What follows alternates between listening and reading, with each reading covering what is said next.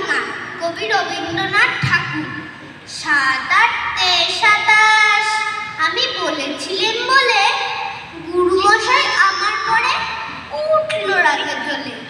মা গো, তুমি ৫ পয়সায় এবার রথের দিনে সেই যে রঙিন পুতুলখানি আপনি দিলে কিনে, খাতার নিচে ছিল ঢাকা, দেখালে এক ছেলে। গুরুমশাই রেগে মেগে ভেঙে দিলেন ফেলে। বললেন, তোর দিন রাত্রির কেবল যত খেলা, একটুও তার মন বসে না পড়াশোনার বেলা। মা গো, আমি জানাই কাকে, ওর কি গুরু আছে? আমি যদি নালিশ করি এক্ষুনি তার কাছে, কোন রকম খেলার পুতুল নেই কি মা ওর ঘরে?